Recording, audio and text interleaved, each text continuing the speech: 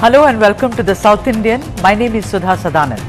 Let's get started right away with the top headlines from the south of India on your screens right now. Karnataka Minister Zamir Ahmed Khan appears before the Anti-Corruption Bureau in the disproportionate assets case.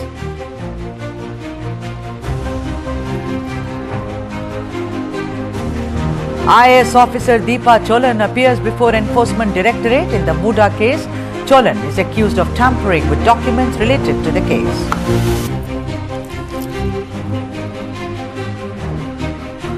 Garbage truck drivers and auto drivers protest against the BBMP and Karnataka government demanding permanent status and hiked salaries.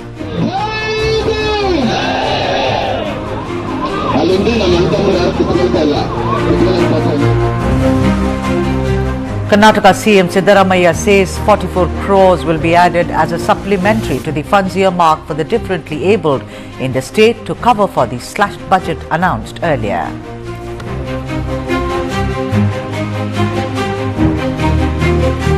Karnataka Chief Minister Siddaramaiah announces state celebrations marking the centenary of the 1924 Congress session in Belagavi under Mahatma Gandhi's leadership. FIR registered against BRS MLA Harish Rao in the phone tapping case in Hyderabad.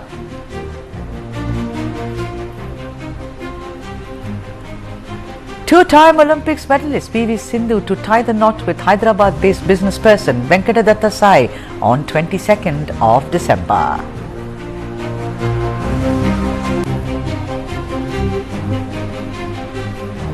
And let's get you all the stories that are coming up on the South Indian. First up on your screens right now, Cyclone Fengal wreaks havoc. 7 members of a Tamil Nadu family dead due to house collapse. Kerala and Karnataka also on high alert.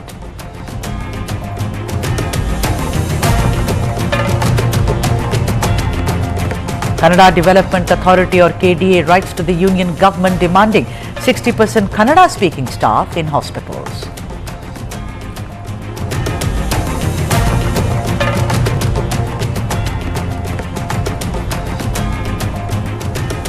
Bassanagowda Yatnal dares the BJP High Command to expel him.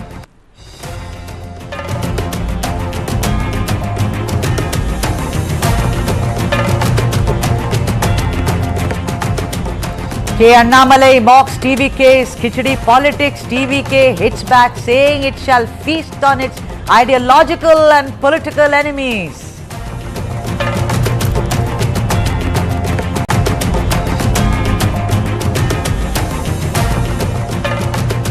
Alright, that's our lead story. Cyclone Fengal swallows entire families, almost like a python which takes in its grip several people. In the latest developments in the aftermath of Cyclone Fengal, Prime Minister Modi spoke with Tamil Nadu Chief Minister M.K. Stalin and assured him all the possible help and support to the state.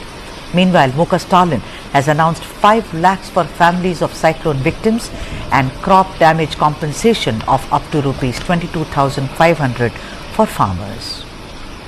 Cyclone Fengal has left a trail of devastation across Puducherry, Tamil Nadu and neighbouring states like Kerala and Karnataka, causing widespread flooding, crop damage and displacement. The depression over Bay of Bengal that later intensified into a cyclone made a landfall near Puducherry on Saturday, that is 30th of November, bringing heavy rain and inundation and devastation. Despite weakening into a low-pressure area, by Sunday, the cyclone's impact remained severe, prompting widespread evacuation and rescue operations. In Puducherry, torrential rains inundated areas near the Sankaraparani river, displacing over 200 families in NR Nagar.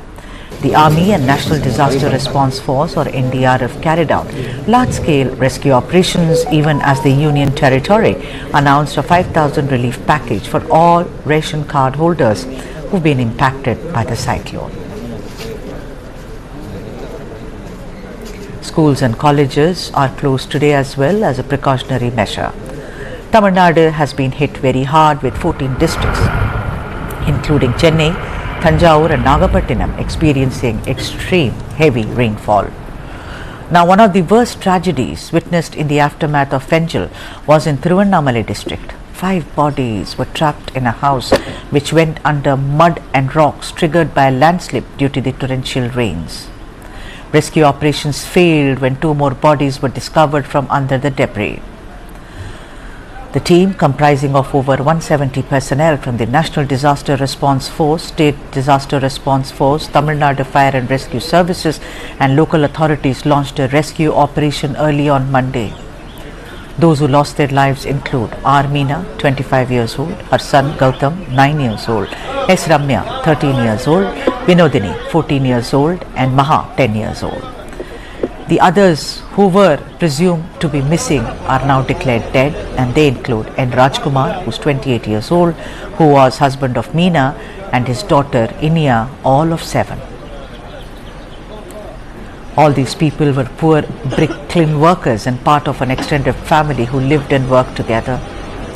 According to eyewitnesses, the deceased Vinodini and Maha were warned by one of their siblings to run out of the house, but by then the door of the house was unfortunately jammed and further made escape impossible, with trees falling all around due to the heavy rain. Those are the visuals on your screen right now, where 2 families have perished, one of 5 and the other of 2, although they were related.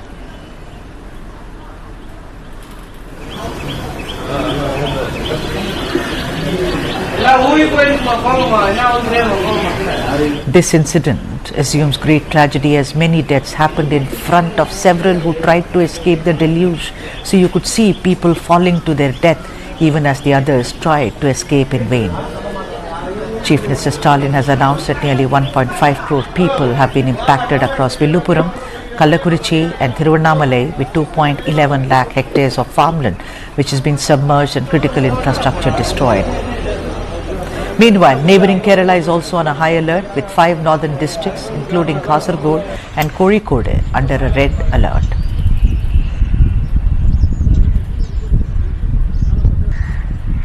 Karnataka too braces for more rain, with schools in Dakshina Karnataka district closed today as a precautionary.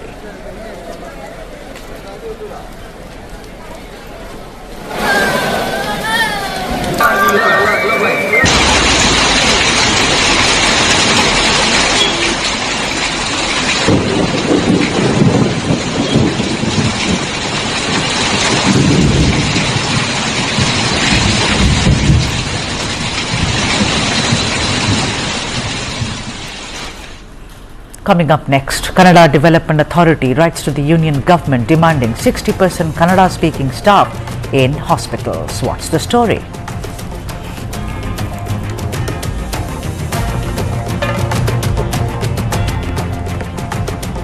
Alright, that's our second story. The Kannada Development Authority demands 60% Kannada speaking staff in hospitals.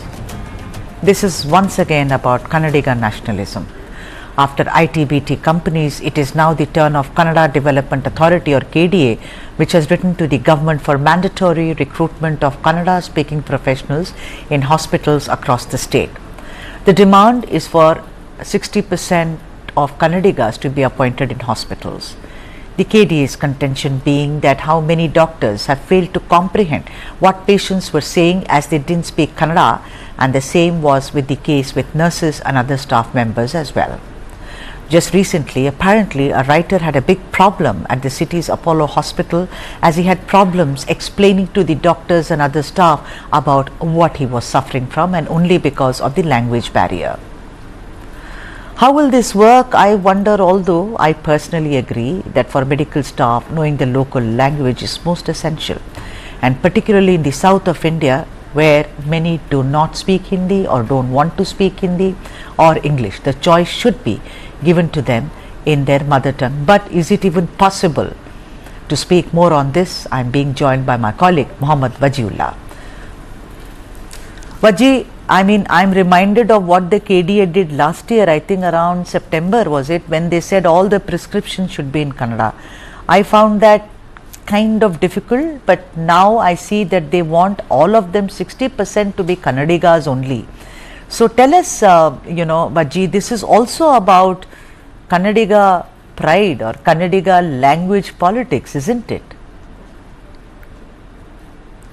Well, in Karnataka, the Kannada pride comes first for everybody. That is something that goes standard with every issue that comes around. If you don't know Kannada, then again it becomes an issue. But when it comes to this particular diktat, yes, the KDA has said that they put an issue to, they put a demand to the government that at least 60% of other staff, which is nurses, your compounders and doctors, should know the local language because then it becomes easy for the patients to let them know about their problems. They have mentioned about how there are private hospitals also where this facility is not there. But the major chunk of this issue falls under the entire rural ambit where the idea of speaking Hindi is very minimal and or English is next to nothing. And that is where Kannada becomes very important. And at these places, they believe that there are a lot of doctors that come from the North India belt cadre and they are posted here, and that is where it becomes difficult for those doctors also to manage and understand the problems of these patients. Now, like you clearly mentioned, yes, before this, their demand was prescriptions to be written in Kannada. But if we see, when the government had also tried to introduce Kannada as a language for medical, this thing, I believe it had come across that very less takers were there for that also. So it becomes little difficult on how they are going to manage this and how they are going to get more of the medicinal staff to know Kannada, because you see most of the nurses come from states like Kerala and Jharkhand and Chhattisgarh. So these people knowing Kannada and speaking Kannada would be very difficult, and they are the states that provide most of the nurses facilities. So it remains to be understand how they're going to bridge this gap or how they're going to take this suggestion of the KDA into application now. I understand that, of course, in rural areas, it is very important because they don't have exposure. But how is it going to be possible in a city like, let us say, Bengaluru or even Mysuru for that matter? If it is only in government hospitals, maybe they should have a central system where you have to learn much like the administrative services. But suppose, that's on one issue. The other issue is, of course, Vijay, I know a lot of people who are Kannadigas but don't speak the language, but they have the skill sets. So why is language become the most important thing? Although Vijay, I personally think that it is very important for doctors to know, because how will a person, but in rural areas, where he's trying to explain that he has pain here or here, how his stomach aches and all that, he can gesticulate. But do you think that, is it even practical, Vajula? Personally, I'm asking you, do you think it's possible? Well, it depends on individual to individual, because there are doctors which I have interviewed and I have seen in Bengaluru. They are big doctors. I don't want to name them, but they are big doctors who have learned languages like Bengali and other languages because they have patients who come from those areas and they treat them. But when it comes to Kannada becomes a very sensitive issue. At least in the south, people are very sensitive when it comes to their language, be it the Kannadigas, be it the Tamilian, and every time somebody tries to impose another language, it becomes a part that they are trying to interfere with the language of the state. And that is something that brings a sense of inferiority to the people, if I could go say that word. But yes, Kannada becomes very difficult for people in rural areas. Like you mentioned, yes, in rural areas, it is important for them to know. In local hospitals, in government hospitals, where your entire chunk of the population that comes for a checkup, for medical help, are also the people who are from the lower strata of the society, where their exposure to English and Hindi is less, and they come to these government hospitals. Take government hospitals like Victoria. So that is where it becomes difficult. But on the other hand, 60% is too much of a demand. There should be people with the Kannada language in the hospital, but how much that the government should take a call on. And I hope this doesn't become into a major language problem, because Karnataka has witnessed that every decade. I remember, lot of trouble, but then I hope it doesn't happen this time around. Mohammad Wajihullah, as always, thank you so much for joining us on this broadcast. Thank you indeed. And let's move on. Our next story is also coming from Karnataka. Basnagada Yatnal dares the BJP High Command and says, expel me.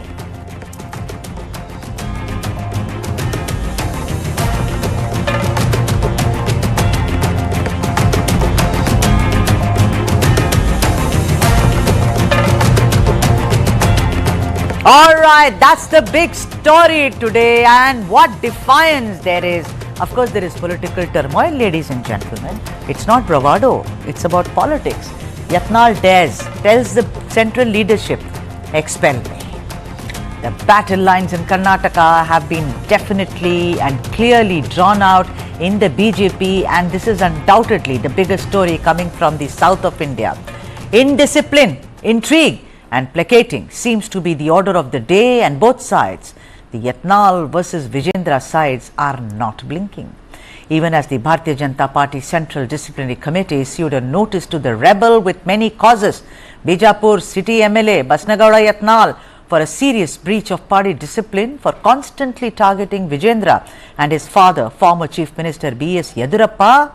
The letter from the Central Committee said as follows on your screens right now. You have continued to make public pronouncements in contravention of the party's official stand on political and public matters despite previous show cause notices, and your assurances of good conduct acts of indiscipline have persisted. But is Yatnal worried? Doesn't seem so.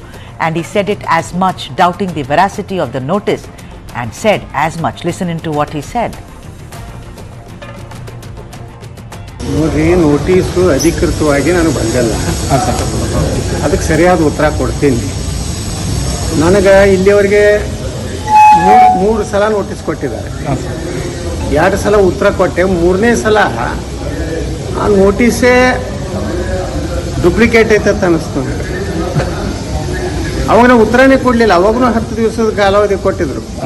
ನಾ ಅದಕ್ಕೆ ಉತ್ತರನೇ ಕೊಡಲಿಲ್ಲ. ನನಗೆ ಗೊತ್ತಾಯ್ತು ಇದು ವಿಜೇಂದ್ರ ಮಾಡಿಸಿದ್ದಿರ್ಬೋದು.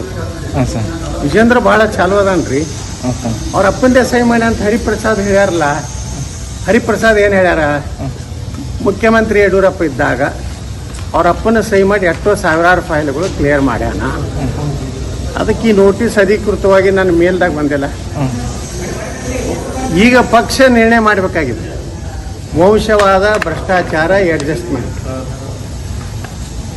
ಮತ್ತು ಹಿಂದುತ್ವದ ಪರವಾಗಿ ಮಾತಾಡಬೇಕು. ಬೇಡ, ನಮ್ಮ ಪ್ರಧಾನಮಂತ್ರಿಗಳು ಹೇಳ್ಯಾರ ವಂಶವಾದ ಇರಬಾರ್ದು, ಭ್ರಷ್ಟಾಚಾರ, ಕರಪ್ಟ್ ಪಾಲಿಟಿಷಿಯನ್ ನಮ್ಮ ಪಾರ್ಟಿಯಾಗ ಇರಬಾರ್ದು, ಅಡ್ಜಸ್ಟ್ಮೆಂಟ್ ಪಾಲಿಟಿಕ್ಸ್ ಇರಬಾರ್ದು ಮತ್ತು ಹಿಂದುತ್ವ ಪರವಾಗಿ ಇರಬಾರ್ದು ಅಂತ ಏನಾರೇ ಹೊಸದು ಏನಾರೇ ವಿಜೇಂದ್ರ ಸಲುವಾಗಿ ತಿದ್ದುಪಡಿ ಏನಾರಾಗಿದ್ರೆ ಅದನ್ನೇ ಪ್ರಶ್ನೆ ಮಾಡ್ತೀವಿ ಸರ್. ಅದು ಒಂದು ವೇಳೆ ವಂಶವಾದ, ಭ್ರಷ್ಟಾಚಾರ, ಹೊಂದಾಣಿಕೆ ರಾಜಕಾರಣ ಮತ್ತು ಹಿಂದುತ್ವ ಇದೊಂದಿತ್ತು ಅಫೆನ್ಸ್ ಅಂತ ಅನಿಸಿದ್ರೆ, ಅಪರಾಧ ಅನಿಸಿದ್ರೆ, ಇದೊಂದು ಕ್ರಿಮಿನಲ್ ಅಟಿಟ್ಯೂಡ್ ಅನಿಸಿದ್ರೆ ನಾನು ಅದನ್ನು ಒಪ್ಪುತ್ತೇನೆ. In an interview to the Hindustan Times, Yatnal has openly and defiantly cocked a snook at the Central Disciplinary Committee and said that he doesn't care even if he's expelled, and that the central leadership knows his influence in Karnataka politics and should therefore know better before they take any action. Let me add here that notwithstanding his defiance earlier, Yatnal is supposed to appear in front of the Disciplinary Committee tomorrow, and the suspense only grows. There seems to be a huge contingent of Karnataka BJP leaders in Delhi. Now let's talk about Vijendra, who's at the center of the entire attack with Yatnal and his supporters accusing him of corruption, nepotism and inefficiency. Vijendra smartly deflected the question of General Secretary Tarun Chug's presence in Bengaluru and added that it was more for organizational work than the Yatnal confusion. Vijendra also added that the High Command had taken note of the internal party issues and shall take appropriate action when the time is right. Listen in. As far as BJP is concerned, whatever the internal issues are there, our party High Command, our national leadership has taken a serious note of this. Of course, every Karyakarta in the Karnataka state wants the house should be set in order. So already notice has been issued. Ball is in National High Command, the court. They will take an appropriate decision. The defiant Yatnal is of course being well supported by his votaries, and primary amongst them is senior MLA Ramesh Jarkioli, who yet again trained his guns on Vijendra and said, over 70% of the party's MLAs are opposed to Mr. Vijendra. Some of them are my supporters and others are my friends. They are all upset with the style of functioning of the state party president. They are silent for various reasons, but I am talking. He also called the notice given to Yatnal as rather innocuous. And this is what he said. The notice is not important. It was issued casually by the party. Please note the word casually. And it's only natural for the leadership to act when some leaders speak out against a party leader. But then he changed his stand on the notice. Listening to what he said. ಅದರಲ್ಲಿ content ನೋಡಿ, ಅದರಲ್ಲಿ ಏನಿದೆ ವಿಷಯ ಮಾಡ್ಕೊಂಡು ಅದ್ರ ಬಗ್ಗೆ ನಾವು ಸಮರ್ಥ ನಮ್ಮ ಹೊಸ ಉತ್ತರ ಕೊಡ್ತಾರೆ. ಅದೇನು ನಾವು ಪಾರ್ಟಿ ಚೌಕಟ್ಟಿನಲ್ಲಿ ಕೆಲಸ ಮಾಡೋದು. ನಾವು ಪಾರ್ಟಿ ಚೌಕಟ್ಟಿನಲ್ಲಿ ನಾವು ಯಾರು ಪಾಠಕರು ಕೊಟ್ಟರೆ ಉತ್ತರ ಕೊಡ್ತೇವೆ. ಅಂಥದ್ದೇನು ಅಂತ ಸೀರಿಯಸ್ ನಾವು ಉತ್ತರ ಕೊಡ್ತೇವೆ. ಹೈಕಮಾಂಡ್ ಮಾರ್ಗದರ್ಶನ ಕೆಲಸ ಮಾಡ್ತೇವೆ. ಬಂದಿರೋದು ನಿಜ ಅಲ್ಲ, ಬಂದದ್ದು ನಿಜ. ಕರೆದಾರೆ ಅವರು ಬಸ್ಸಿನ ಹೊಂಟಾರ. ಒಬ್ಬರು ನಾವೆಲ್ಲ ಹೋಗಲ್ಲ. ನಾಳೆ 11ವರೆಗೆ ಎಲ್ಲೋ ಕರೆದಾರೆ ಗೊತ್ತಿಲ್ಲ ನನಗೆ. ಅವರೇ ಪಾಠಕ. ಅವರು ಶಿಸ್ತು ಸಮಿತಿ ಅದೇನು ಸಹಿ ಮಾಡಿ ಕಳಿಸಲ್ಲ, ಅವರೇ ಕರೆದಾರೆ. ಅದೇನಿಂದ ನಾಳೆ ಉತ್ತರ ಕೊಟ್ಟು ನಾಳೆ ಕೊಡ್ತೀವಿ. The constant flip-flop between defiance and acceptance has sullied the waters further in the Karnataka BJP state unit. I've been asking this question from day one. It's the 7th day of this debate. Is Yatnal being orchestrated from someone who has a visceral dislike for Yadurappa?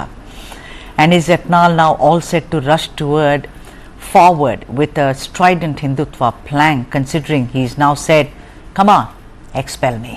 Let's debate. G.S. Prashant, spokesperson for the BJP in Karnataka, and Vijay, senior journalist. Both of them have joined us right now. A very warm welcome to all of us. First up, let me go to Prashant. Prashant, what is this defiance to say expel me? Then he says this is not about, my membership in the party. It's about corruption, taking a holier than thou stand. Tell me, G.S. Prashant, as you always speak, very, very frankly, is he going to be expelled now that he has defied the Central Disciplinary Committee? Sudaji, Yatnal has mentioned that he will respond to the notice. Or Jarkiwadi is also clear that by 11:30 or 12 o'clock tomorrow or after they're going to answer. Once the reply is given by them, the party high command, the Central Disciplinary Committee will take necessary action in accordance with the party's constitution. So, as BJP, we're a very disciplined party. We will act against anybody who does not work in the interest of the party. May it be the leader with most number of followers or somebody who's an organizational man. But even if he speaks out against it, party will take definitely a stand in line with the discipline which each Karyakarta of BJP works upon. Prashant, I've got some breaking on this very issue, and I'm going to read it out to you, ladies and gents. BJP National General Secretary Tarun Chugh has demanded action as the party is being harmed by internal developments in the party. In a video, the district presidents and MLAs urging him to take action. This is in response to that. This is a letter through BJP National General Secretary demanding disciplinary action against Basnagowda, Patil, Yatnal, G.S. Prashant. I hope you are listening to this. This letter has been signed by presidents of 32 organizational districts, and it has been submitted after a meeting held at the BJP office today. Now, continue, Mr. Prashant. The disciplinary committee will definitely take action based on whatever complaints they have received, and they will also conduct inquiries. They will find out. It's not that they will take any action ex parte. There is no point. No, Prashant. No, they will give Yatnal an opportunity to explain himself, because what explain? I don't understand. I don't. And if I say I don't like you, will you stay on this show? You will say, okay, I'm going, Sudha, Tata. What is this? He's saying I will expel you. I please. No. This is just. No, you have to understand.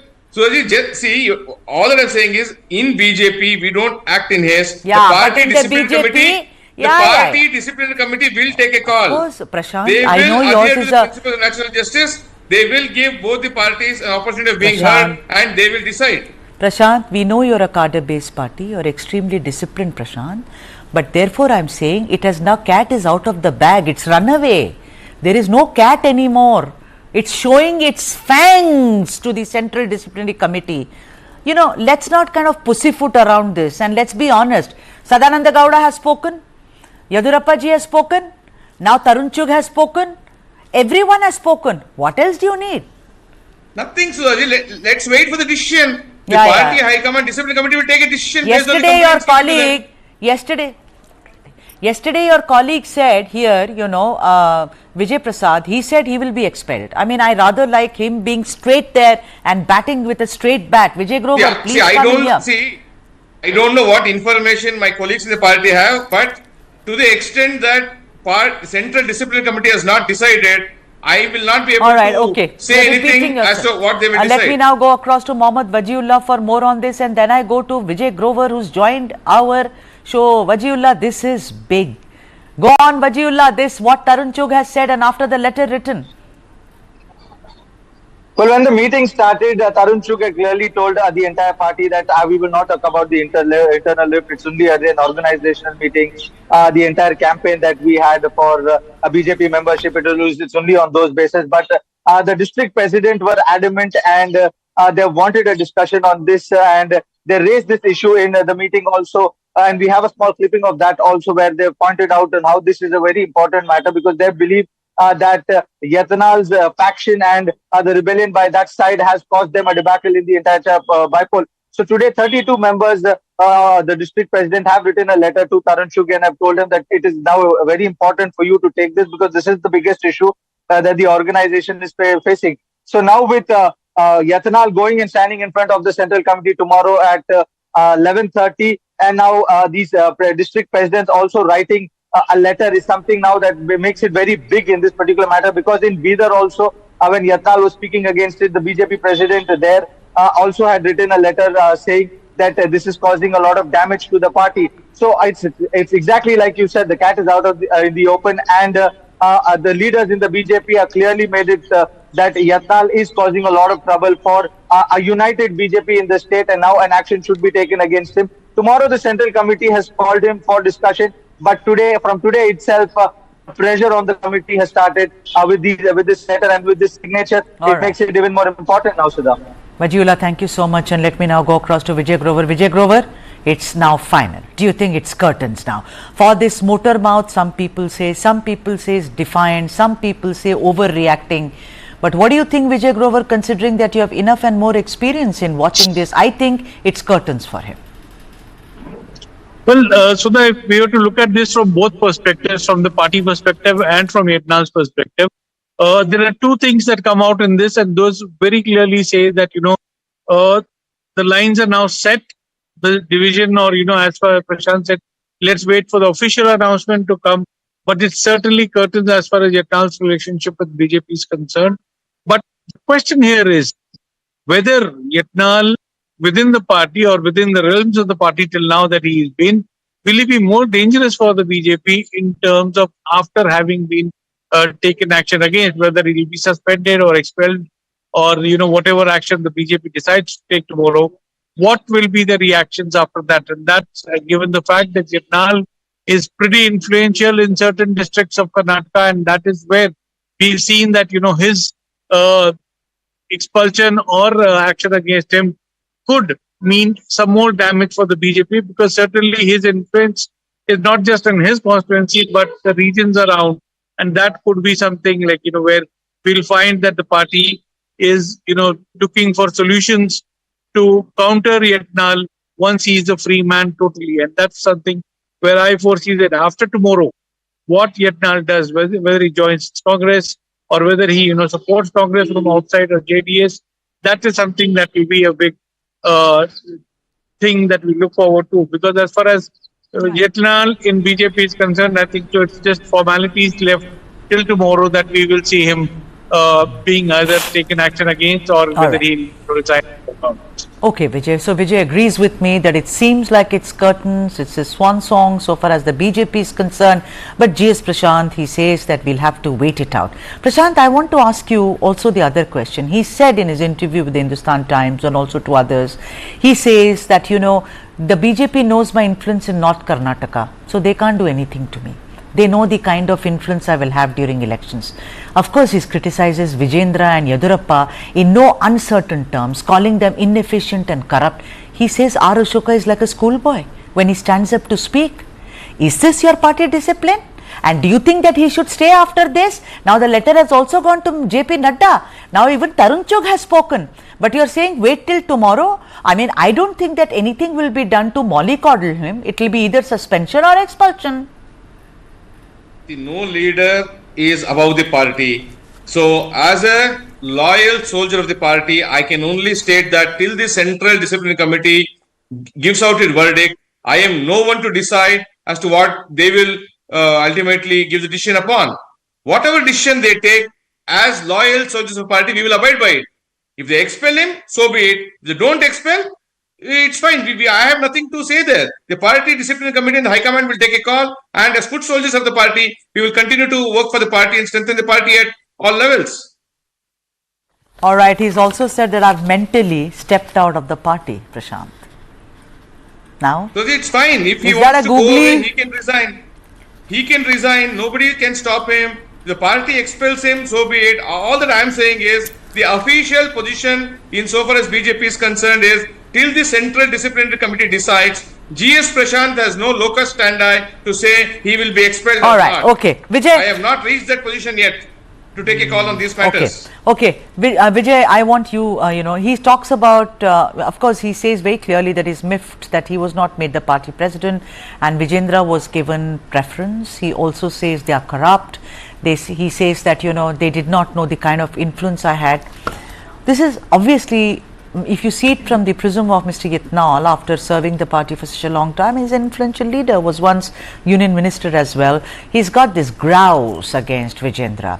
But the point is overall kind of, building this whole narrative about corruption. You're corrupt, I'm not, I'm holier than thou, I'm the man who will take the Hindutva plank forward. I did it in in Bidar and other areas because that's where the Waqf issue is very, very, what is he trying to do? Is he trying to be a martyr? Is he trying to be holier than thou? What exactly is his problem, Vijay Grover? Well, see, I'll tell you, Sudha, a lot of us keep discussing this, even otherwise off air also, as to why the BJP kept silent for such a long time as far as Yatnal was concerned. It's not that, he started being aggressive only recently. His barbs at senior leaders in the past have also been ignored and notices have been issued, warnings have been issued, but the BJP hesitated to take action against him. And now it's like, a little too late.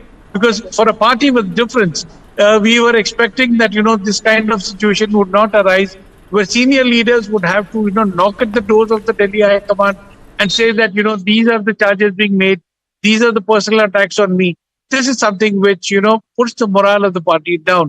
That, a leader who's, gone away from the party ideology and is attacking the party leaders so openly like Yatnal, he should have been taken action against. What is the fear is the question. What after that? That's what I said. While it's a foregone conclusion tomorrow, the fact is, what will Yatnal do after action is taken against him? And that could be the cause of worry for the BJP, because somewhere down the line, a lot of leaders know that his influence, his clout in certain districts of Karnataka is very strong. And will it damage the party much more after his expulsion or suspension? That could be something that has been worrying the BJP, and they've kept quiet on this issue. But now, as you said, the gloves are off, and we see open attacks from both sides. Tomorrow would be the day, and after that, what Yatnal does, certainly curiosity is killing everybody. That what will be his action, and after action has been taken against him, because he's left nothing. He's made scathing attacks on Vijendra and others, made charges of corruption. What will he do now? After he's expelled or suspended from the party. Vijay, I also want to ask you that there is also a theory that someone in Delhi who has a visceral hatred for maybe Yediyurappa is also playing Mr. Yatnal like a puppet. Is it a part? Because political intrigues are part of our history. Yediyurappa has had within the party a lot of people who were not happy with his leadership. Even when he was the chief minister, first time or second time, the first name that comes to mind is B.L. Santosh from the RSS, who was also the organizing secretary of the state at that time. So clearly, Yediyurappa has a lot of people who not taken him very kindly. And also there could be certain other forces in Delhi who could be taking him, because Yatnal on his own as a single soldier would not dare do this kind of things until unless there is some green signal being given that, the Yadurappa faction of the BJP will be, tamed or, given a dressing room. Because certainly it is causing a huge embarrassment to the BJP. Be it Yadurappa, be it the other camps, be it RHO, all the factions in the BJP are, left defending instead of, at the time when the next session is going to be on in December, they're only trying to control the damage within the party rather than raise questions to the government in the state. Okay.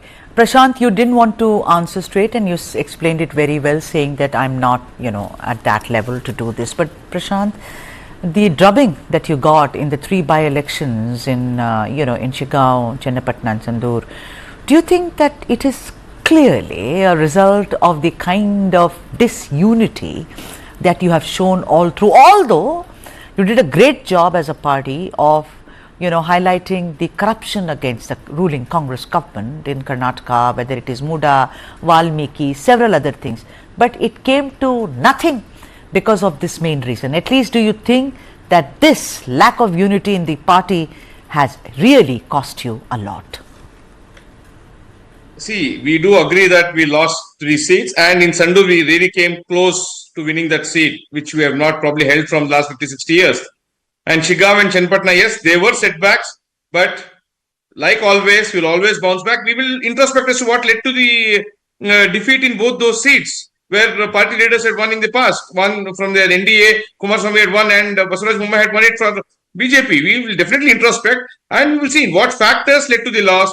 And why do we want to make somebody very big saying Yatnal caused us defeat in 3 constituencies? Are you saying that he was able to influence voters in Chennapatna also? Like you said, if his influence is limited to certain districts in North Karnataka, which means by corollary, Chennapatna, he could not have had any issue. Therefore, let's not try to bring in and say, because of Chennapatna, you let Yogeshwar walk away to the Congress. You could not retain him, and he is known to win Chennapatna several times. What happened there? Mismanagement. No, Sudhaji, Mismanagement. Yogeshwar has won Chennapatna seat even on a Samajwadi Party ticket. He has won it from different parties. That's what, he's a winner, right? No, he might have won. But as BJP, we will not give in to somebody saying, give me the ticket or I'll quit. Fine. Because we may lose a seat, but we will not lose the party and we will not lose the cadre. And because from 2 seats in 1984, and we have formed the government of the 3rd consecutive time in the central government now. So therefore, we don't really go by one leader threatening or blackmailing us to say, give me a ticket or I'll go. And party is supreme. So, but sir, by that corollary, even this man on the screen right now, Mr. Yatnal, who just came, he's also blackmailing you. Expel me, do what you have to. So should he not be asked to quit? Your logic. Party disciplinary Your logic. You can't yes, by logic, the party disciplinary committee will take appropriate and necessary action. Right. Why are you preempting the decision? What do you mean what preempting? Are you saying that they I'm will going to not message you tomorrow, because I know, you are being a very loyal soldier and you're batting. But I'm sorry, it's not. Usually you speak very, very forcefully, but today I don't see that. But it's okay. You, like I said, loyalty comes first. Vijay Grover, I want to ask you something. That this, I do not know whether he's going to, let's not speculate, join the Congress, but I always thought that maybe there'll be a splinter group, much like what Yadurappa did many years ago, and that perhaps will have more of an impact, so far as Yatnal is concerned, to bring down this whole Vijendra Yadurappa group, as it were. But the point is there even space in Karnataka politics? Look at where the JDS is today. Forgotten the original regional party, as it were, in the south. But today it is like, there's a marriage of convenience. It's like Ayaram, Gayaram type of a thing. Do you think Yatnal will, have more advantage if he joins the Congress bandwagon, or goes alone and says, mine is the shrill strident Hindutva that the BJP has forgotten? Well, see, he's made his stance very clear that, Hindutva is the thing, because the statements he's made in the last couple of days, he's been projecting himself as a Hindutva leader, and, compared to the soft Hindutva that we've been seeing in the state, he's the first one who's making those aggressive lines. So certainly Congress is not going to be accepting him, and, even he will wait and watch, because here we need to notice that, Vijendra does not have only a detractor in Yatnal. There are so many others in the party who would be waiting and watching as to how the High Command moves after this. So certainly for the next few months, he will bide his time. He'll wait and watch.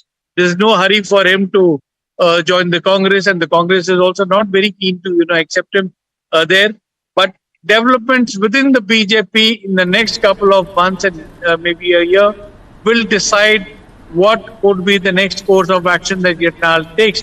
Because I'm sure Yatnal was outspoken. He was, bold enough to talk out so openly. But there are several leaders within the BJP who are not happy with the functioning of Vijendra and may want to, express their opinion. So could he be the pivot? Could he be the rallying point in the future? That is a question. All right. And on that note, let's see. Tomorrow is going to be a very exciting day in Karnataka. We will see what happens. And I'm saying, sticking my neck out, it's curtains for Basnagowda, Patil, Yatnal and Vijay Grover. Senior journalist also agrees. Thank you so much, Vijay, for coming on the show, and also Prashant. Thank you very much for making the time to join us on the broadcast.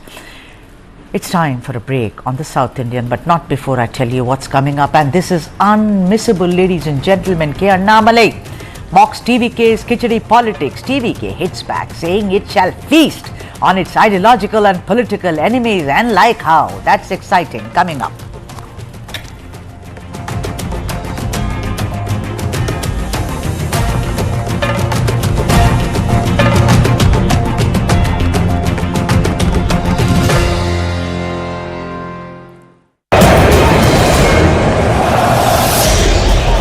Bayern München against Bayer Leverkusen. Musiala! The record cup winners against the current holders. Oh, it's magnificent! It was a Bayern triumph in 2020 when they met in the final. Alaba! Bayern lifted the trophy. Numbrin with a chance! 2-0! Radetzky makes a hash of it! Despite Sven Bender and Kai Havertz's goals, Bayern were too strong. Lewandowski just dinks it over the keeper. Kai Havertz, audacious shot. The record cup winners were victorious again. Bayern won 4-2. Another trophy for Bayern. Revenge is in the air for Leverkusen. And Patrick Schick! It has come to Sané! Who'll get through to the next round? Will it be Bayern or will it be Leverkusen who spend the winter still in the cup?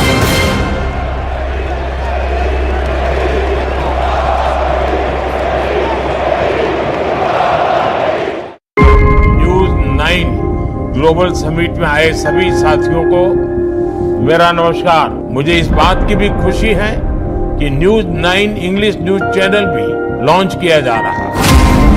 Special congratulations to TV9. Now you are truly becoming global. And therefore I must congratulate Varun Dasji.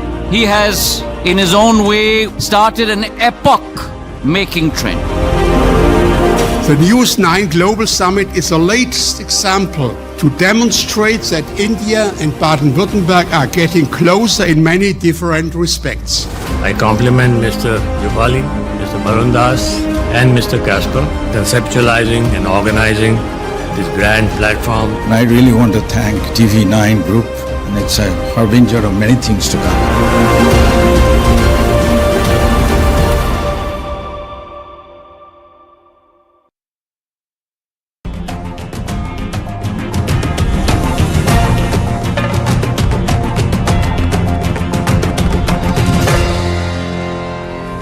All right, you're watching the South Indian, and that's the next story. Annamalai mocks TVK's Khichdi politics. Tamil Nadu President K. Annamalai mocked Vijay and his newly launched party, the Tamil Vetri Kazhagam, over what he called was the party's Khichdi politics.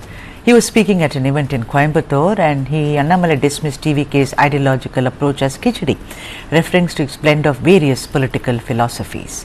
Taking a dig, Annamalai said, and I quote, "Take some from this ideology and some from other ideology." Photo of this leader and that leader. Some political parties think they won't be criticized if they put up photos of 10 leaders. How can one mix rasam rice, curd rice and sambar rice? I'm a Tamil, so pardon me, I'm laughing, and call it a new dish. Call it either rasam rice or curd rice or sambar rice. People won't eat it all if you mix all three together. Such politics have never won anywhere in the world, he said. Vijay's comments come in the wake of Annamalai's comments come in the wake of actor Vijay holding TVK's first state-level conference, where he unveiled his party's ideology and vision and highlighted great leaders like Tandai Periyar, B.R. Ambedkar, Kamaraj, Velu Nachiyar and Anjalai Ammal as TVK's ideological pillars. The TVK meanwhile hit back at Annamalai, saying that his comments were misinformed and very self-serving. TVK spokesperson Ramesh Srinivasan accused Annamalai of attempting to garner publicity and attention through his comments. Taking issue with Annamalai's analogy, comparing the party ideology to a confusing mix of rasam rice, sambar rice, Srinivasan said, and I quote him, "This analogy is not only misleading but also reflects Annamalai's lack of understanding of the TVK's core values. We will feast on our ideological enemy BJP and our political enemy DMK." So what is really going on? Are both parties trying to cede space, considering there is very little space to be had in Tamil Nadu, because it's always been the Dravidian parties which have dominated, unless BJP has had an alliance like it did last time with the AIADMK. Let me welcome the guest. Bhanu Chandar Nagarajan, political analyst, is here. We're also awaiting other guests. Bhanu, so good to see you after such a long time. Hope you're well. What is this going on? I mean, it's very petty, you know, to first of all, Annamalai is a bigger leader, is the representative of a national party and a party whose prime minister rules. You know, the thing is that why is he giving undue attention to Vijay? Is he nervous that Vijay will, you know, run away with the kind of his constituency? Because the BJP did rather well in the Lok Sabha elections, didn't it? I would not call it petty. I'd say a friendly barb, or you know, a political joust sort of thing. I don't think he called out, he used like unsavory names or unsavory language. But nevertheless, he also welcomed Vijay into politics, because see, Vijay has a few uses for the BJP. One is he also is opposing the DMK, right? Number one. Number two is in the public sphere, he is also compared with Udayamidi Stalin, and Udayamidi Stalin not being as successful an actor as Vijay is. So I think that there is use for Vijay for BJP, but also they are also fighting for the same vote share, right? The anti-DMK vote share, or in some ways like some swing voters that are actually, you know, they vote either way, DMK or DMK. So they're going after the same vote share as well. So they're sort of friends in some way, and also like adversaries in other. So I think it is a very clever comment, I would say. But like what he said, it's going to be a five-corner contest in 2026. So it is going to be a very exciting times in the next few months. But you know, yeah, sure. But then the TVK, if you say that it's just friendly banter, which I don't think it is, the way TVK has responded by saying we will eat you up. You're ideologically. Earlier also during the first conference, Vijay clearly said that we have no truck with divisive politics. People who, you know, only talk about dividing communities, very clearly training his guns on the BJP.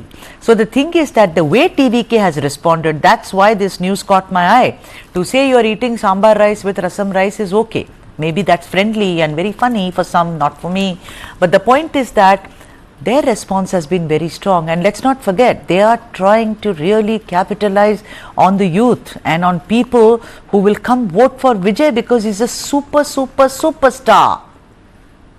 No, see, absolutely. See, TVK doesn't have the constraint of not attacking Annamalai. They could do it, and that's why they did it. I think it's also a very fair comment. They will say that, okay, we will bury you politically or something. So I don't think there was something alarming there as well.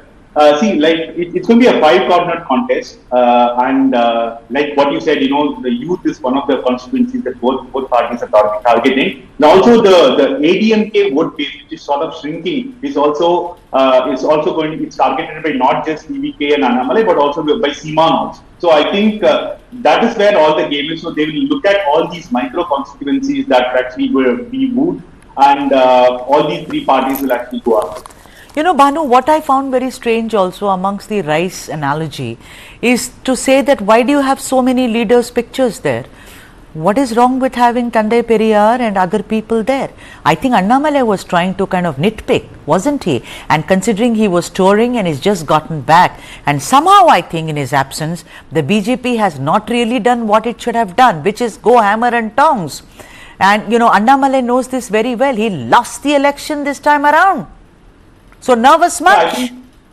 So, see, you're right that the BJP was without its truth in the absence of Annamalai, and I think it's a good strategic pause for him after the defeat of the Lok Sabha election. So when he's come back, he's making these statements to say that I'm back. And see, there is absolutely nothing wrong with having as many leaders' photos as possible. But Vijay also did it with the intention of appealing to so many communities, appealing to so many vote banks, right? So I think politically it is only okay for Annamalai to point it out, right? So and he did it very cleverly, saying that ideologically you are everywhere. In fact, in the response to Annamalai's comments, the TVK spokesperson said that you cannot box us under nationalism or the nationalism or Dravidism or anything like that. So there is more clarity expected from TVK. One last point. See, the thing is once the stardom wanes out, people are going to look for what Vijay is saying. I think Annamalai is targeting them. All right. TSS Mani, senior journalist and activist, has also joined us, but on the phone line. Mr. Mani, thank you for joining. We were waiting, and thanks for making the time. Mr. Mani, do you think both the BJP and Vijay's TVK, it is now no one will blink because they are trying to cede the space, whatever little space is available in Tamil Nadu, Mr. Mani? Hello? Yeah. Can you able to hear me? Yes, I can. Go ahead, Mr. Mani. Actually, topic Annamalai is very hot topic in Tamil Nadu today, but not that person Annamalai you are to. Annamalai is a hill, and in Tiruvannamala district, in that hill, in a landslide, 1 person died due to the heavy rain. I know that, Mr. Mani. Mr. Mani, I know. Mr. Mani, I know about that, and he has said that how the party needs to, the DMK needs to take action. 2 families perished. I know, but tell me something. Is Annamalai and also Vijay, they are trying to fight for an electoral space in Tamil Nadu for 2026 or not, Mr. Mani? See, the real situation is you cannot compare Annamalai or BJP with Vijay. At least Vijay was able to do a big mobilization, and particularly youths, women folk of every party. I mean every party in Tamil Nadu are now talking about voting for Vijay. So he is in a top gear. Nobody can be compared with him. This Annamalai BJP leader who has gone for a leave, 6 or something, for London and came here for publicity, he can talk about Vijay. Vijay is popular now. That is the reality. He can talk anything. He can talk. The public and the news will mock about the person who mockers. Yeah, I mean, last question to Bhanuchandar Nagarajan. Bhanu, do you think that the attraction towards an actor turned politician, which had waned over the years, we saw what happened to Ulaganayagan, Kamala Hassan, and we saw that a lot of actors fell, except for, of course, Captain Vijay Kant. Do you think that Vijay will be able to break that myth once and for all and surge forward because of his immense popularity amongst the youth? Bhanuchandar? See, the honest answer is it's unknown, Sudha. So, see, the thing is, a previous speaker said that he's attracting so many people to his rallies and all. It doesn't matter at all, and we know that, right? So he's still unproven. We do not know that. Some people said that he would garner between 6 to 10% votes. We do not know that. Right now, what we know is the BJP has around 11.5% vote share, and that is the status of BJP. We do not know how much Vijay will get at all. So this is 2026 will probably be the baseline from which we could assess a new party. So that is the honest truth, and the rest of it is something is conjecture. We can actually make speculations based on what we see on TV and in the crowd. And on that note, Bhanuchandar Nagarajan, thank you so much for joining us on this broadcast. I have completely run out of time. Thank you, Mr. Mani. It was a pleasure speaking with you. And with that, the South Indian says bye-bye, but not goodbye, because tomorrow is another day and you shall get to see all the stories on the only show which focuses only on the south of India. So until tomorrow, namaskaram.